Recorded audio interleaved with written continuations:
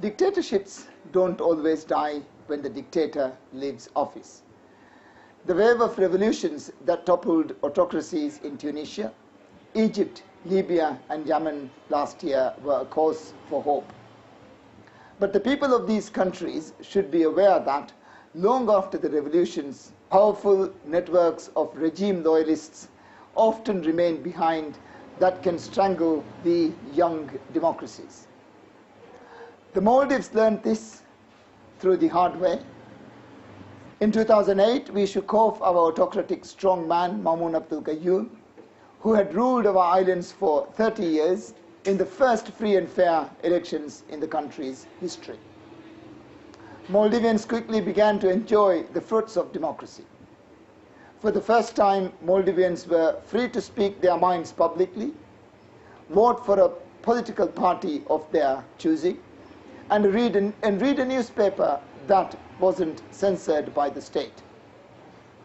The country had democratically elected president, parliament, and local councils. But dictatorships leave behind a toxic legacy, and the Maldives were no exception. We inherited a looted treasury and a rotten judiciary.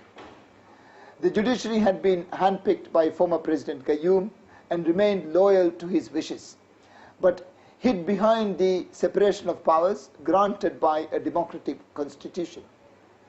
These powerful judges provided protection for the former president, his family members, and political allies, many of whom are accused of corruption, embezzlement, and human rights crimes.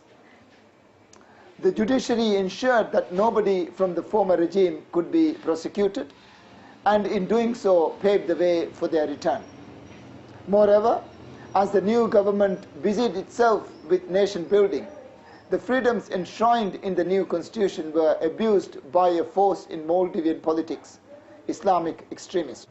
Members of former President Gayoom's cabinet threw anti-Semitic, xenophobic slurs at us, branding us as infidels, and even who tried to defend the country's liberal Islamic traditions.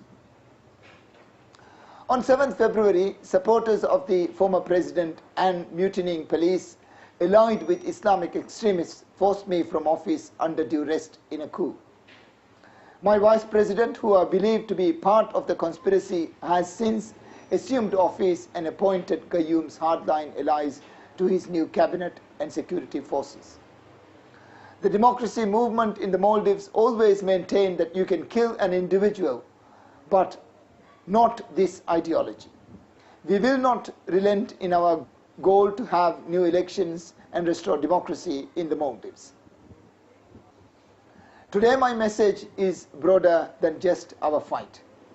I believe that the events in the Maldives represent a warning for other Muslim nations undergoing democratic reforms. Dictators can be removed in a day, but it can take years to stamp out the lingering remnants of their authoritarian rule.